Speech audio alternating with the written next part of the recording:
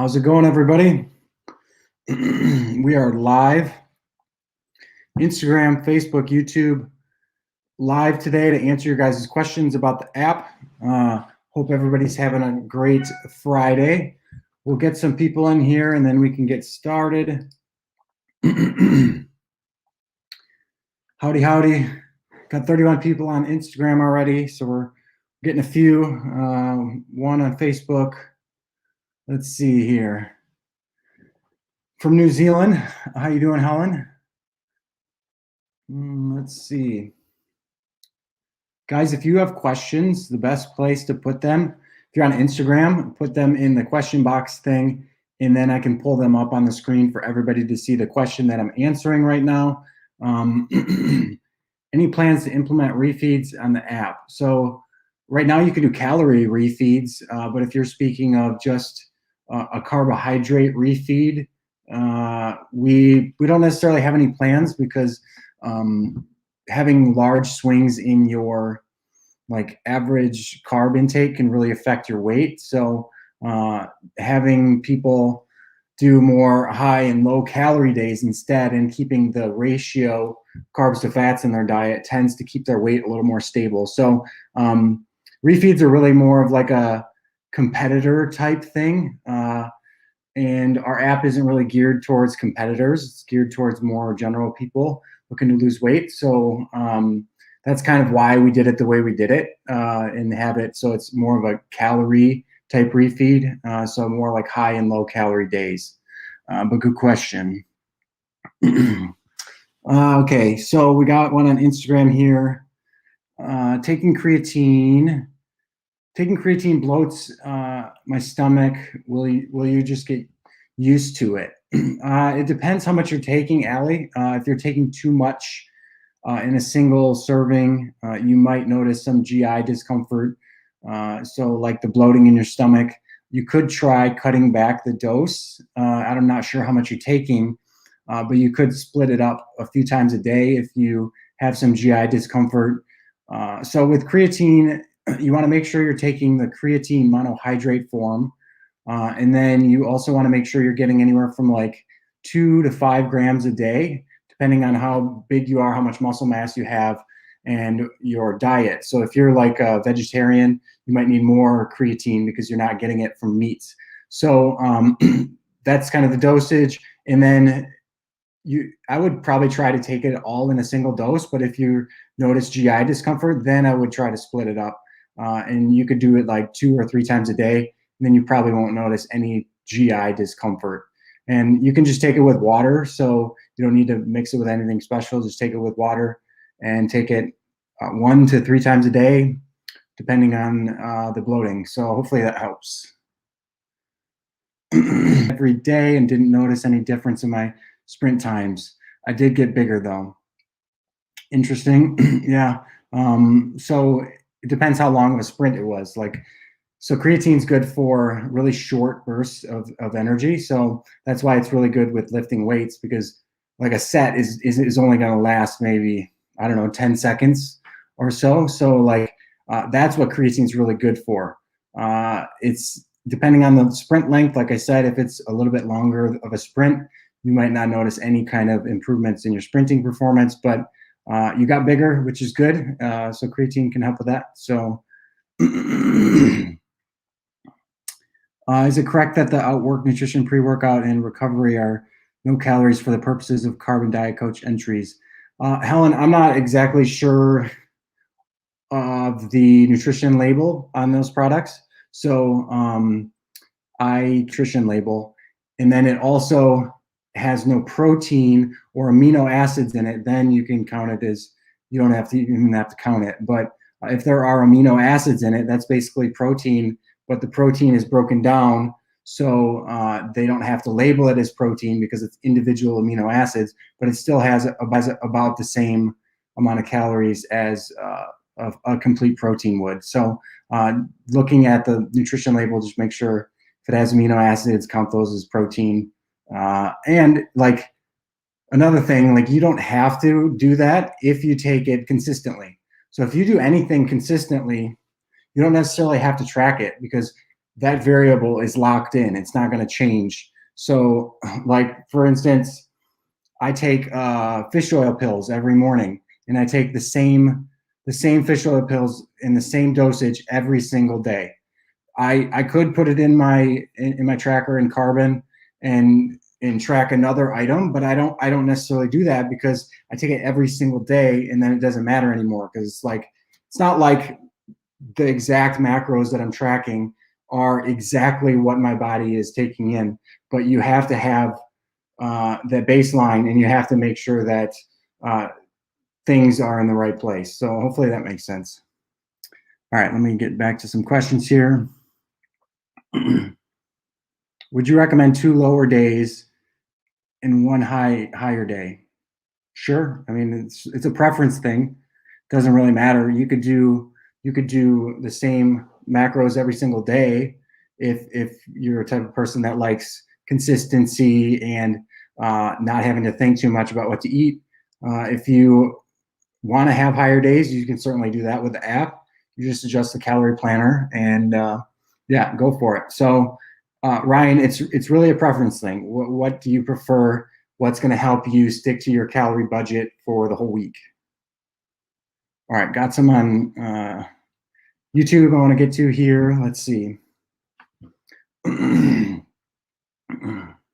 Thoughts on, so Jojo asks, thoughts on most muscle can be built during a fat loss and deficit, and not necessarily being a newbie lifter, but returning lifter after being sedentary for a year, gained 40 pounds, currently lost 25.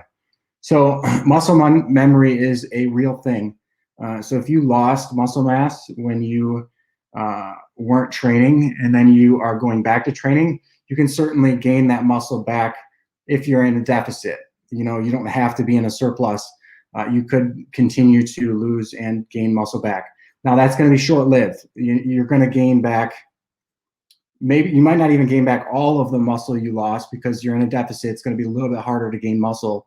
But since you are kind of rebounding and it's a muscle memory type thing, you're going to be able to build muscle in a calorie deficit. So that can happen. Now, most people try to build muscle in a calorie deficit, even though they haven't lost muscle, and they're just trying to build muscle, lose fat at the same time. They end up spinning their wheels quite a bit.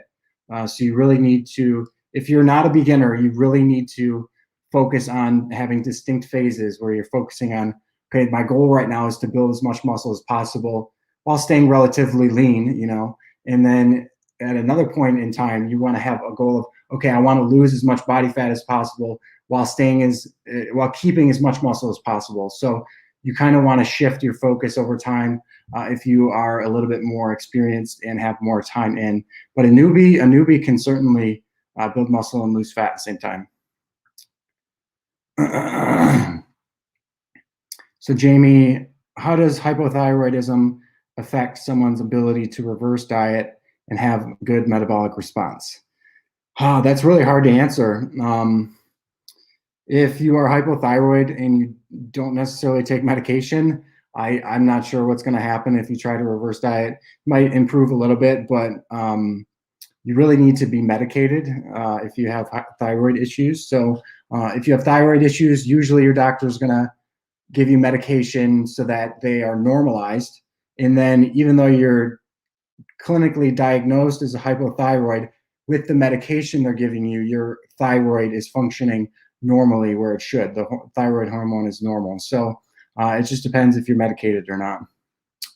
All right, got quite a few on Instagram I got to get to here. Let's see.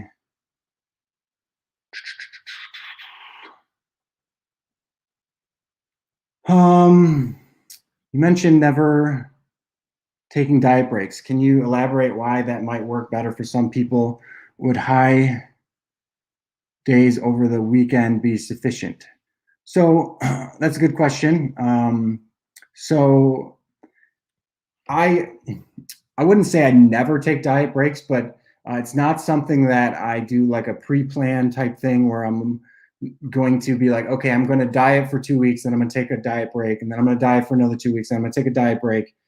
The reason why I don't necessarily like diet breaks is because it really extends the length of the dieting phase. You know, you're going to be dieting for a lot longer period of time. Yeah, you have a week break here and there, but for me, I'd rather just put my head down, focus on the task at hand, and just get past it, and then move on to the next phase.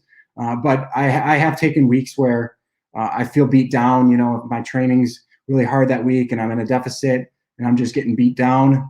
Mentally, taking a diet break can help if you, if you're feeling, I think I take more of like a reactive type approach to dieting breaks. So if I feel like I need to take a break, I'll take a break. But if I don't feel like I need to, I'm just going to push on.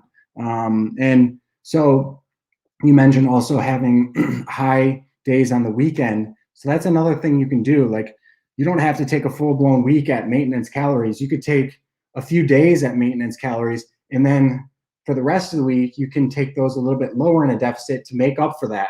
And yet your weekly average is still going to be in a deficit. So I tend to reach to high and low days before I would do a full-on diet break. So yeah, if I'm feeling beat down, maybe I'll do a couple high days, you know, on maybe my hard training days, and then on my rest day or days, maybe I'll do that a lower calorie day, so I can still make up the difference and have myself be in a deficit still. And if that doesn't work, then maybe I'll go to the next phase of, okay, maybe I need a full-blown week at maintenance just to let my body kind of fully recover. So that's kind of my thought process around that. So I would pick what's most appropriate for you. I think a lot of people reached for diet breaks really quickly. You know, like at the first sign of struggle and a deficit, they're like, oh, I need a diet break. You know, and I think a lot of people can work a little bit harder and like not, because a deficit isn't going to be easy.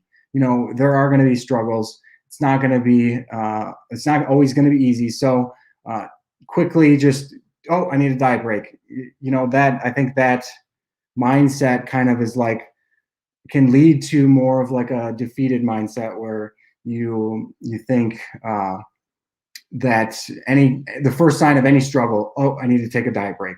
You know, maybe you need to focus on being more consistent with your diet, planning meals in advance, you know, doing these other types of things that are going to make you more successful. But there are scenarios, like I said, where you are getting beat down. You do need to maybe take a diet break, but more reactive type. So hopefully that helps you. I just started this. Any one major tip or advice? Plan, plan, plan. Be consistent. That's my major tip right there. All right. I had a few come in on YouTube I wanted to get to.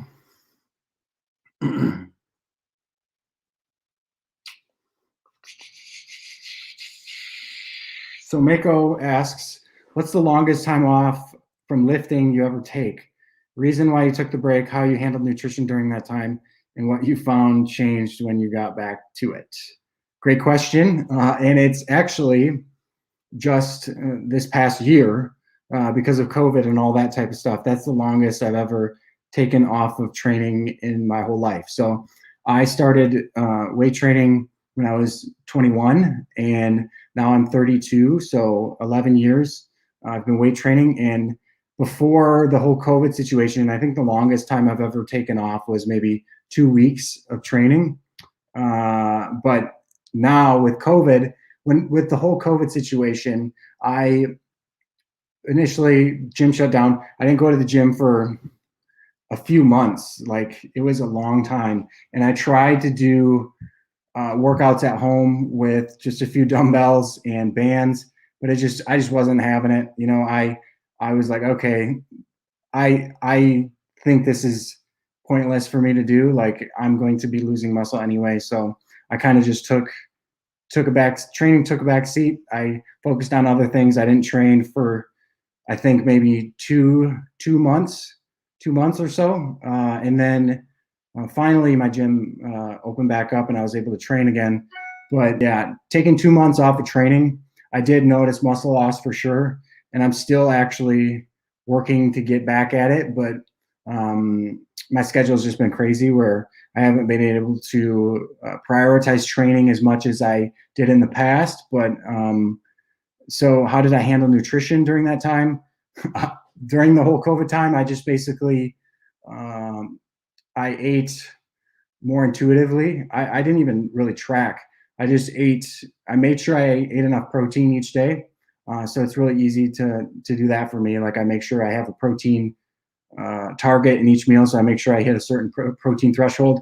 And then outside of that, I just kind of ate till I was satisfied. I didn't eat like overeat, but I also didn't like try to undereat. So I think I was definitely in a surplus. I think over the whole course of my time off from the gym, I gained maybe 6 to 8 pounds and lost muscle in the process. So I probably gained, maybe 10 to 12 pounds of body fat and then lost, I don't know, 5 pounds of muscle or something like that, 4 to 5 pounds of muscle. But what changed when I got back to it? I did notice an initial kind of quick rebound of my muscle size. So it did come back rather quickly. It's not fully back just because my training isn't where it was before this whole situation happened. But I will get there. But yeah, so hopefully that helps Mako give you some info/insight. Okay. Thank you. Great information. Thank you. Thank you.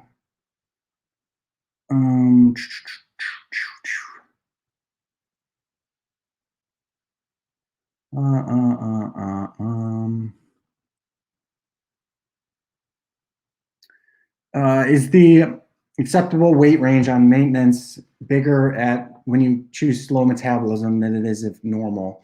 No, it's exactly the same. So the acceptable weight maintenance range is the same percentage of your weight. So regardless of you chose slow metabolism, medium metabolism, fast metabolism, it is going to be the exact same range. So no need to worry there.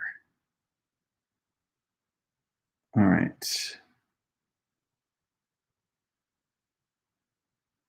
So Ryan's asking, how do you rebound from a cheat day?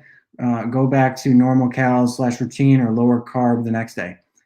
If it's a kind of cheat, I would just go back to your normal routine. Just start fresh the next day. Don't try to compensate. If you get in a vicious cycle, if you compensate, you cheat, you feel guilty, then you compensate, like that behavior is not a good behavior to have. So I would definitely just get back on track the next day, focus on making that day the best day you can and move past.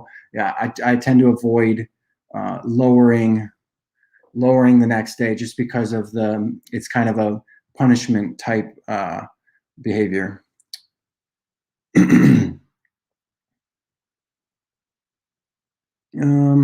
Any recommendations for pre and post workout nutrition, assuming basics are dialed in? Good question, Rondo. So pre and post workout, I would aim to have a meal 1 to 2 hours before your workout, and then a meal 1 to 2 hours after your workout.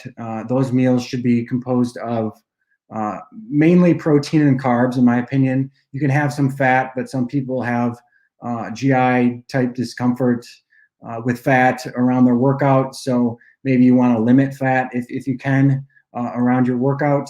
And what I like to do is, if I have the carbs for it, I'll tend to eat double the amount of carbs that I eat of protein. So I tend to aim for around 40 grams of protein in each meal. So I'll have 40 grams of protein 1 to 2 hours before my workout, 40 grams of protein 1 to 2 hours after my workout. And then I also, like I said, try to eat double the carbs. So if I have the carbs, I'll eat 80 pre and then 80 sometime after my workout. So, but you don't need to stress about like eating instantly after your workout. As long as 1 to 2 hours before, 1 to 2 hours after, you're going to be completely fine and maximize any kind of benefit from peri-workout nutrition. And then in terms of supplements, I don't know if you're wondering about supplements, but I'll just mention something. Most of the supplements that are going to give you a boost in your workout performance are going to be mainly from caffeine type supplements. So if you have a pre-workout with caffeine in it, that's going to probably give you that mental boost for your workout. Outside of caffeine, like acutely, there aren't really a ton of ingredients that are going to give much of a noticeable benefit taken pre-workout. So I would just stick to the staple, some caffeine. So you could even have a cup of coffee, a big cup of coffee before you work out if you want. Creatine is actually not time dependent. So you don't need to take it like before your workout. You can take it any time in the day, because what creatine does, it saturates your muscles. So you need to saturate your muscles with it. So it's not like it's giving you that instant boost of energy. It's more you're building up this energy reserve in your muscles, and then you can use that later. So creatine, you can take it any time of the day. But yeah, creatine, caffeine really are going to provide the most benefits in terms of supplements. And hopefully that answers your question. All right, let me see. I got quite a few here.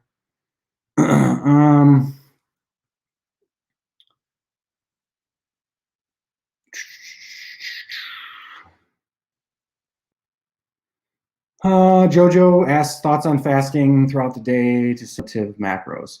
Depends on you and your psychology / preferences / whatever. Like if think about food all day long, maybe it's a beneficial thing to do. But if you're the type of person that fasting is like, if you're fasted, like you're starving, and then you go to this party, you're going to end up overeating and just saying, screw it. So you need to know yourself and how you behave in these situations. But I'm the type of person where I could fast, and then I'll still eat something. I'm not going to completely fast because that's way outside of my normal routine, but maybe I'll skip breakfast or something, and that's going to give me quite a few calories still to work with for the party, but I'm also not going to be just starving all day long. So yeah, I would first try maybe just skipping breakfast or something, but whatever. At the end of the day, it's going to be calories in, calories out, and whatever you hit on average is really what matters. So like you said, the relative macros.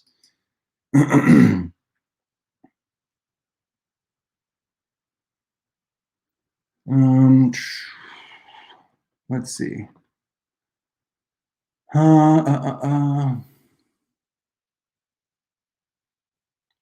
Following with what you already mentioned, if in a cut phase and want to maintain muscle, do you suggest continuing lift but not as heavy? So I think a big mistake a lot of people make when they start cutting is they'll do like super high reps because they think that that's better for cutting, whereas you might end up losing more muscle if you lighten the load too much and don't have the effort there.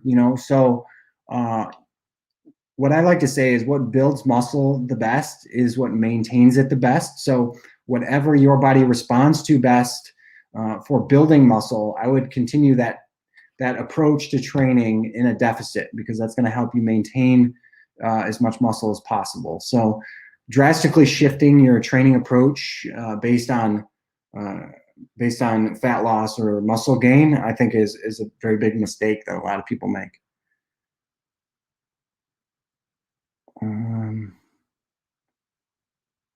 Thoughts on cycling creatine? Could it be bad for your kidneys or liver if you don't? If you're a healthy individual, no, it's not going to be bad for you. You don't need to cycle creatine at all. If you want to stop taking creatine, that's one thing. But as long as you want to get the benefits of creatine, you have to continue to take it. And stopping it and then loading it, doing all these other types of things, it's not going to really provide any kind of benefit. So I would just take creatine for as long as you want to receive the benefits of it.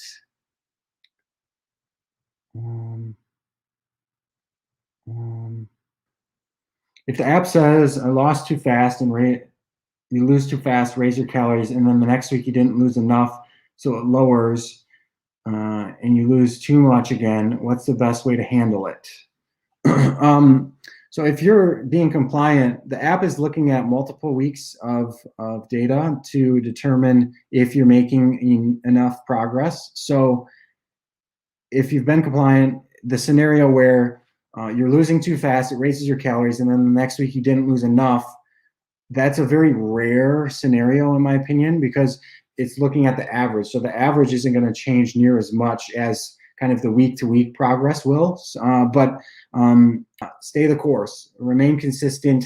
The app will fine-tune and find that sweet spot for you. So the longer you use it, the more accurate it's going to be on a setting. So like if you've been on fat loss for an extended period of time, the app is going to really have you dialed in to where exactly the macros that you need to be at. So my suggestion is just trust the process, like we always say. Trust the process, and the app will figure out where it needs to be.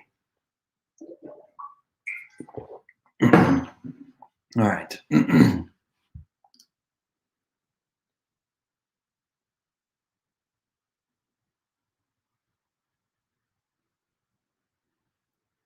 Can carbon help peak for a show? No, it can't, Jojo. So the app wasn't really designed for competitors.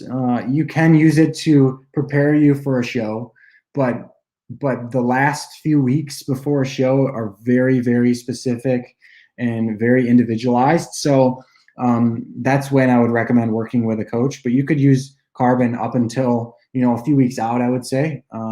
So just choose, if you want to use carbon for prepping, just choose a rate that will get you to the body fat percentage and weight that you want to be, for a stage, and then to help dial you in at the end. All right, back to IG.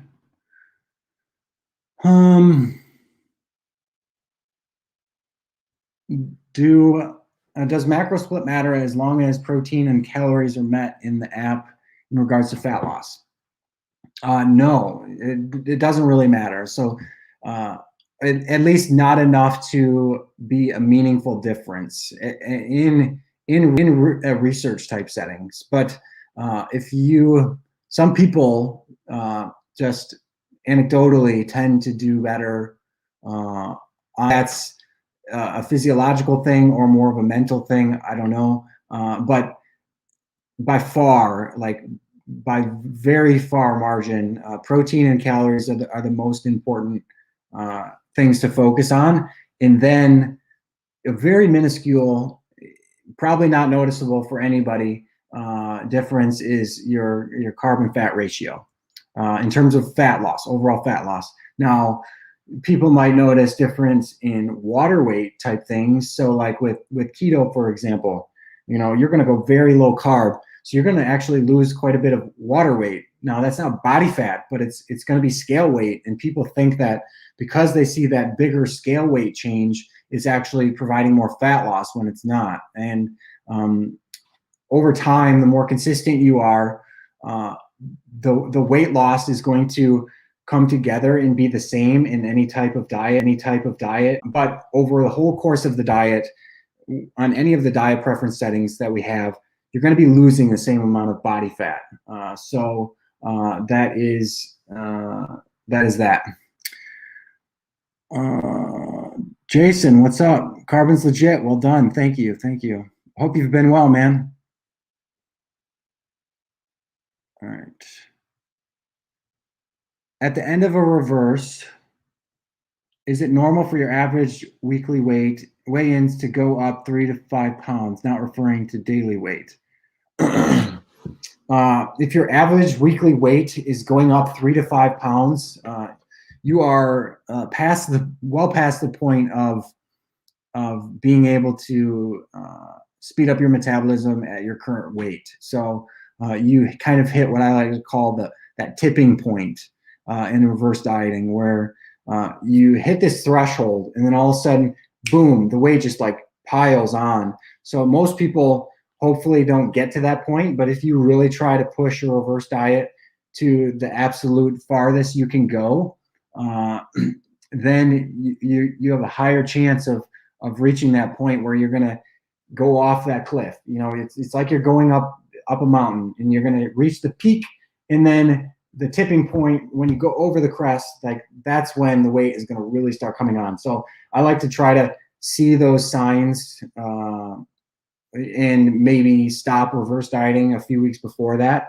just so you don't hit that tipping point. But I've seen it happen quite a bit, unfortunately, if you really try to push a reverse diet. So yeah.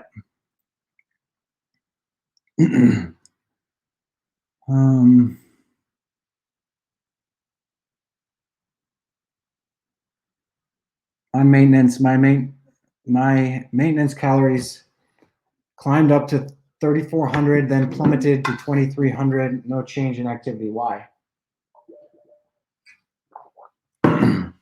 So you were probably referring to the estimated maintenance value in the app, and that's based strictly on weight changes and your target calories and macros. So if you don't have a lot of weeks of data of compliant check-ins, those values are going to be a lot more volatile. Weight at a certain macro level, and then that's why I estimated you at 3,400, which is obviously not right. But the app uses more of a rolling type maintenance calorie average, so it's not going to use that 3,400 really for anything. And then it plummeted to 2,300 because maybe you maintained your weight or you gained some weight. So these changes in the short term are going to produce different estimated maintenance values, and you can't really look at a single value in isolation because it's not going to be accurate. You want to look at the trend. So look at maybe the monthly average or the multiple months, and that's going to give you a better representation of where your maintenance calories actually are.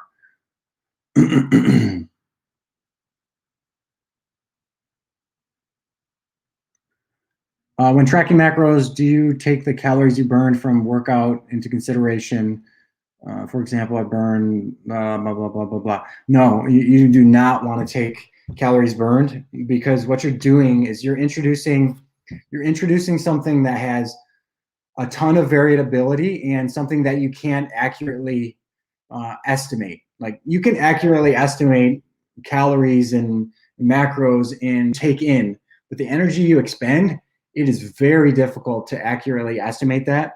All the activity type tracker and devices are going to be very inaccurate, and some might be accurate, way off, like you have no idea. So instead of introducing something that has a ton of variability and inaccuracy, because if you are consistently working out relatively the same amount week to week, it's something that you don't even need to put into the equation, because like carbon doesn't use it, because what we can do is we know the calories you're consuming and we know your weight.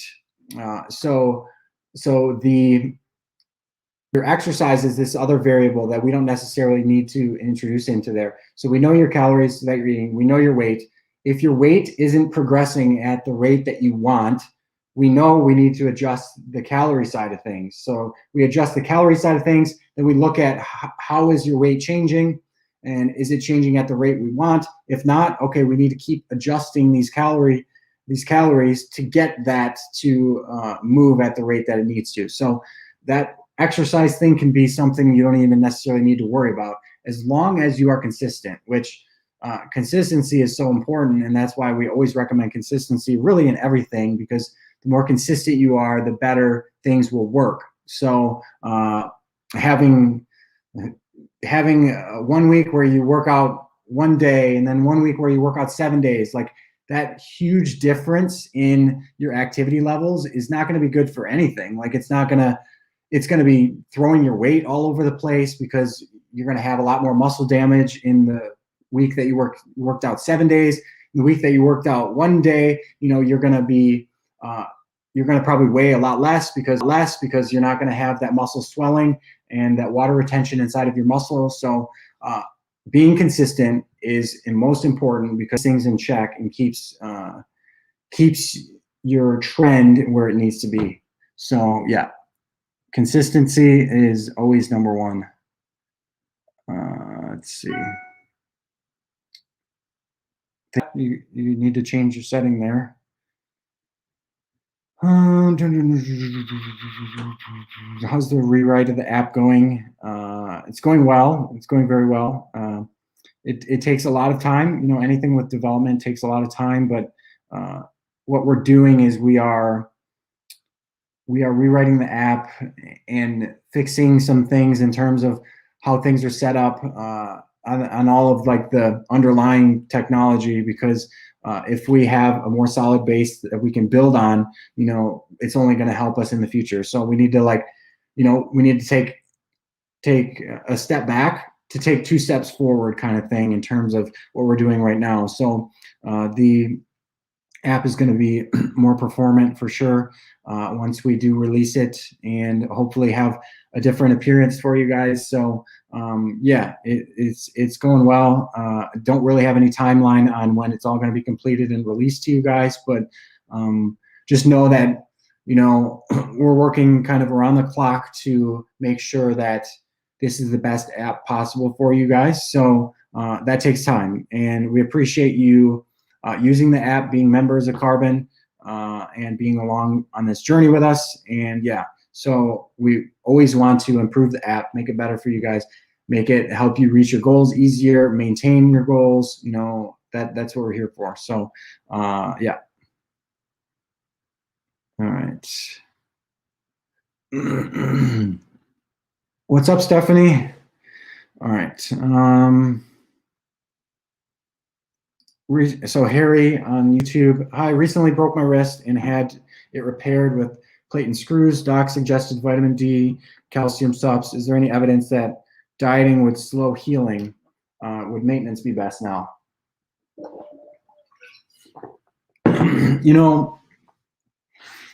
Being in a deficit is probably going to slow down the healing. It depends though on your body composition currently. So like if you have a lot of weight to lose, a lot of body fat to lose, the chance of it slowing recovery is going to be a lot less. But generally speaking, you probably don't want to be in a deficit if you're trying to recover in terms of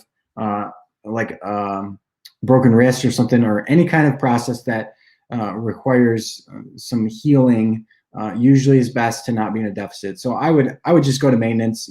If you're on maintenance, it's going to keep your weight the same, so you don't have to really worry about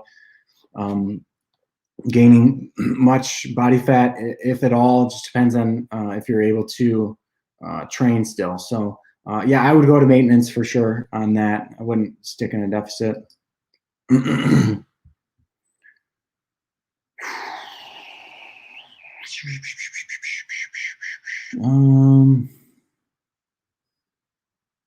Can I adjust my carb to fat ratio day to day? You can, but we don't make it easy for you because we don't necessarily want people to. So the reason why we don't really want people to drastically change their carb and fat ratio day to day is because of the weight changes that tend to come with it. So the more you're shifting your ratio of carbs and fats on a day-to-day basis, the more your weight is going to jump around quite a bit. And that can really screw with people. So it's usually best to keep the same carb and fat ratio and just do higher and lower calorie days if you want higher and lower carbs, because that's going to be a little less intense weight changes because the ratio is the same. So that's kind of why we do that. Now, you could, if you want, but caveat that, your weight is probably going to change a lot more day to day. But if you're looking at your average weights, it's going to be less affected. But yeah.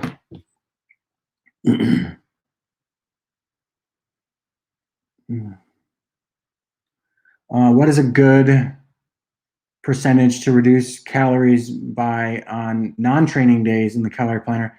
Is a 20% reduction too much? 20% is quite a bit. I personally wouldn't do that big of a change, but it just depends, on how sedentary your non-training days are, how hunger affects you, those types of things. I would just experiment with it, to be honest. Maybe start at like, I don't know, 5 to 10% and see how you do there. I think somewhere in that range is probably a better percentage to go with if you want to shift some calories around. But it's completely up to you. Like, as long as you're using the calorie planner, it's not going to change your progress at all, your fat loss, if you're on fat loss. So just experiment with it.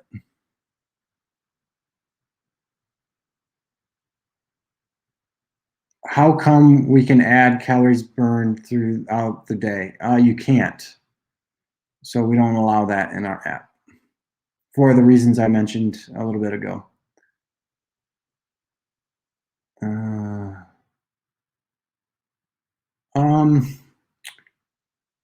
So Victoria, hi, I've been reverse dieting for 3 months with my weight relatively steady and then gained suddenly 1 kilogram. How would you suggest I proceed? So 1 kilo, suddenly gaining a kilo isn't necessarily a sign that you need to change. It might just be you're retaining a little bit extra water. You could have maybe ate out and ate a bunch of sodium or something.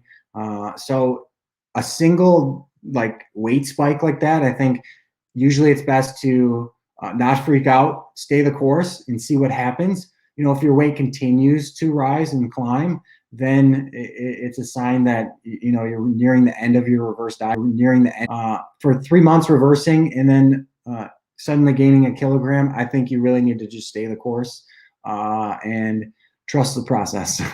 But monitor it is what I would do. See what's happening and try to not look at day-to-day changes. Look at averages. If your average is starting to climb, quite a bit, then that's something you need to be more worried about.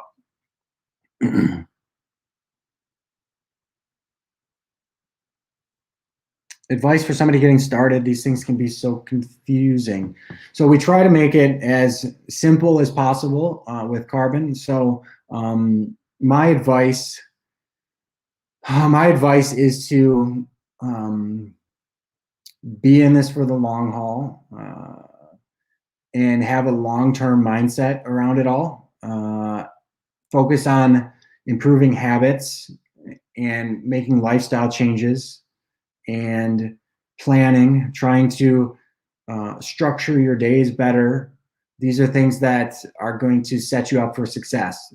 Trying to rush into this stuff too fast and trying to change everything overnight can be really overwhelming for people and be often too much, and people end up failing that way. So I think a better approach is to focus on making small changes over time, and if you can't hit your macros right away, don't necessarily see that as a failure. It's an opportunity for you to do a little bit better next week. And if you can't hit all the macros, maybe focus on first just making sure you hit the calories, making sure you're on track with the right amount of calories. And then once you're able to do that, maybe then move up to the next step and focus on hitting calories and protein.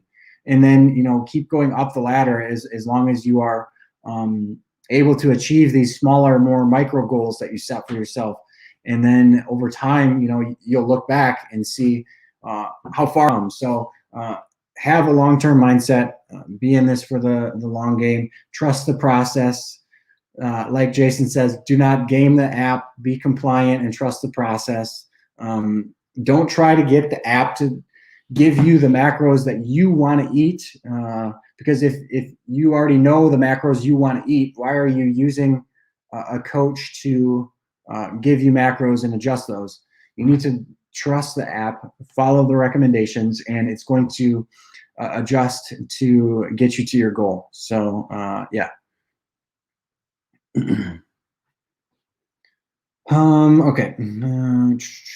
Love the app. Thanks for doing the Q&A. You bet, Harry. Thank you for being a member. What is the effect of hydration on weight loss? On weight loss, it could affect weight loss if you are dehydrated or you aren't consistent with your water intake.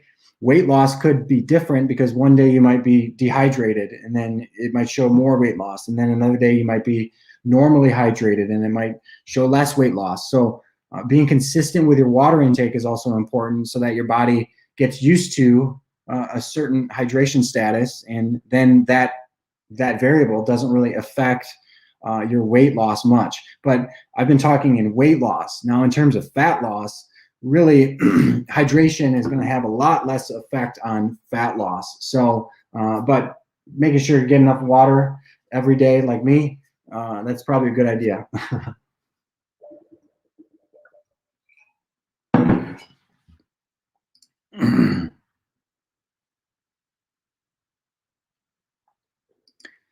So Leslie, I've been on weight loss compliant for 6 weeks and I'm ready for a 1-week diet break. Can you explain switching to maintenance and then back to weight loss?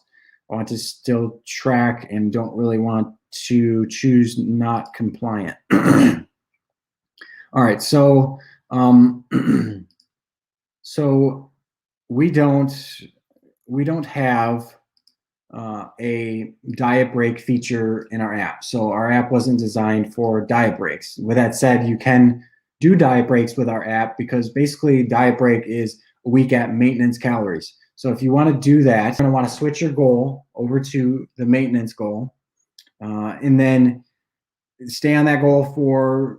So it's gonna set you at your estimated maintenance calories, which is where you want to be for the diet break. Then instead of checking in on the 7th day of maintenance, just go in and change your goal back to weight loss. So that's not going to then evaluate those weight changes when you are creating that goal. So it's basically going to start you back in fat loss at the place you left off at in terms of maintenance calories. So that's what you want. And then you got to make sure that you have the app use your estimated maintenance value, which it'll ask you if you want to use that or calculate new. And then the weight that you're going to want to enter that for that goal change is going to be probably going to be your weekly average weight. That's probably the best thing to do because that's going to be a little less affected by the weight changes day to day. So enter your weekly average weight into that check-in or into that goal change, and then create the goal, then move on your way with the deficit again. So that should produce probably the best outcome in terms of doing a diet break. Now there will be edge cases where it's not going to work, and that's because we don't have like a specific diet break feature in the app. That's something we are talking about maybe doing in the future, but for now, that's what we recommend. And with the disclaimer that it might not produce the perfect outcome for you, but it's going to get you darn close to where you need to be. Ever think about releasing a technology roadmap in terms of what direction the app is headed with improvements, features, updates, bug fixes, etc.? So bug fixes tend to be reported in the release notes on the App Store. So if you download an update, you should be able to see what was fixed, as well as feature updates, as well be in the App Store release notes. In terms of a public roadmap that shows you guys what we're working on and what we're planning on working on, that's not something we are going to do anytime soon, but it's something I would maybe like to have in the future. And then maybe an option for you guys to vote on things that we are planning to do, just so we can help prioritize where we're going with certain things. But yeah, not anything we're going to do soon, but maybe in the future, Nick. Steve, sorry, I meant for fat loss. For fat loss, yeah, it's not going to really change too much, but it's probably not a good idea to be dehydrated really at any time.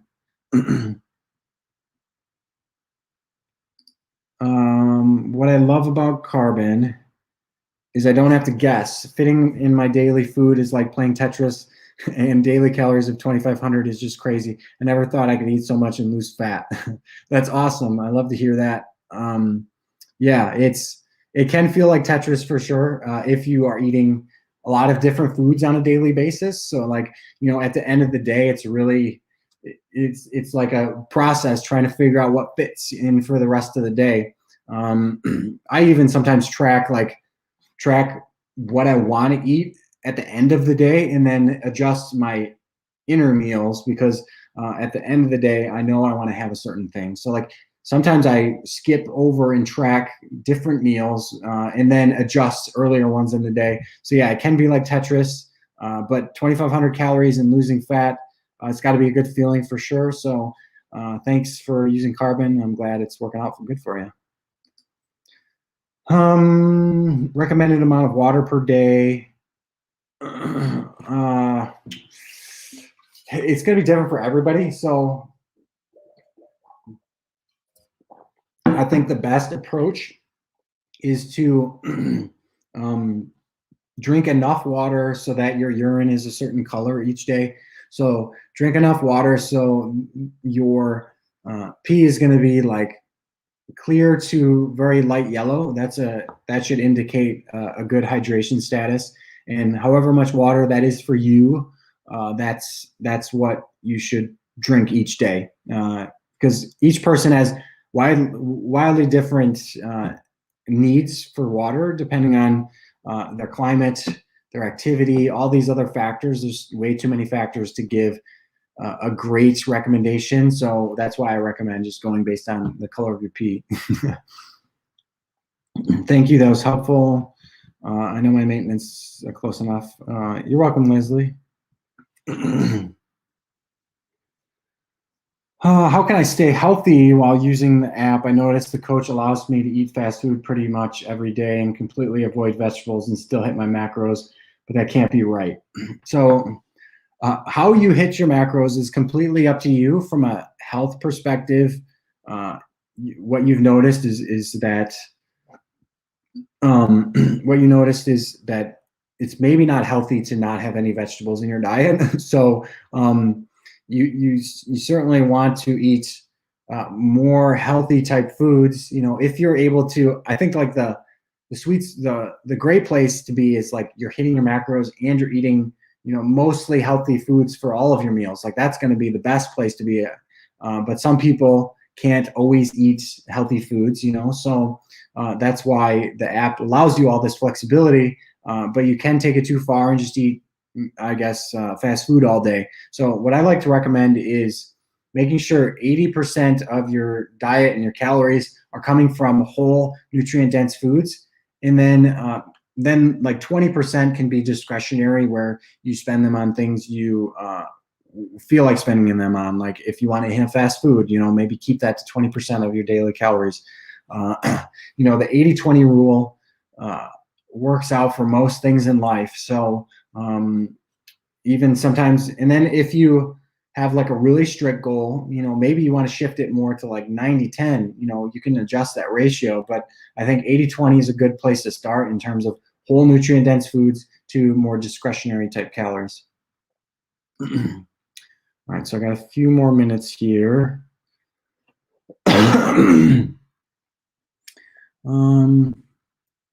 Does brown bread actually have more calories than white? If so, why is that? Why is it preferred? If they weigh the same, like if you take the same amount of white bread versus wheat bread, it should have the same calories. But sometimes the wheat breads tend to be a little bit more hearty, and that's why they'll weigh a little bit more, and then they'll have a little more calories. But if you were to weigh out, you know, bread, white versus wheat, and it's the exact same weight, it's going to have very close to the same amount of calories, if not the same. All right.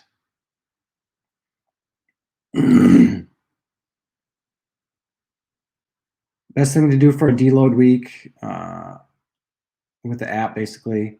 Don't change anything. Just keep your setting the same, and just keep going as normal. A single deload week isn't going to do much, so I wouldn't recommend changing your setting every time you take a deload.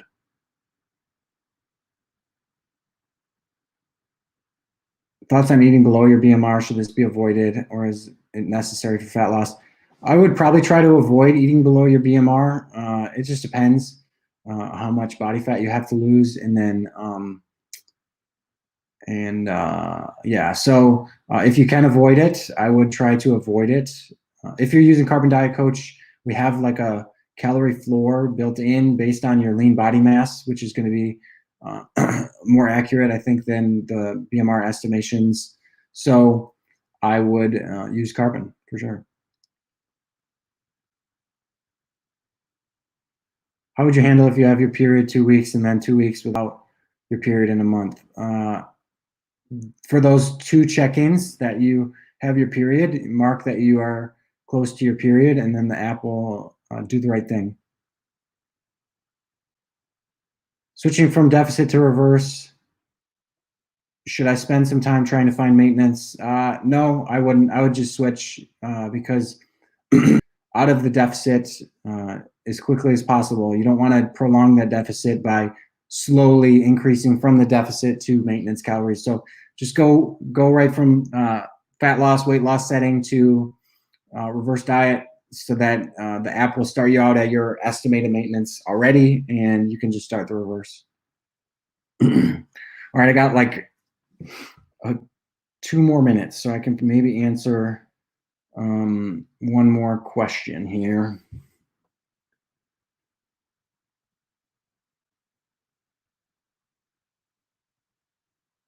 All right. All right, so here's one. Basically, the gist of this question here is about recomping. So they basically had months of endurance type military training, and now they want to regain lost muscle. Do they need to be, or can they do it in a deficit? Is it a bad idea to try to recomp? In that specific scenario that you have, it's not a bad idea to be in a deficit and to focus on recomping. Yeah, deficit or maintenance or whatever, and just making sure you're getting your good training in, so that you're building that muscle that is lost. You don't have to be in a surplus if you're regaining lost muscle. If you are new to training, you don't have to be in a surplus to build muscle. You can do it pretty easily as you're losing weight when you're a newbie. But if you're not in those 2 kind of specific scenarios where you're regaining lost muscle or you're a newbie, then is when I would recommend having more of a surplus phase where you're focusing on building muscle. So yeah. All right, guys, that is going to wrap up this Friday live stream. Appreciate everybody tuning in. Appreciate you being here and being a member of Carbon. If you've joined the app, if you aren't using the app and you're interested in using the app, check it out. It's on iOS and Android app stores. You can download it.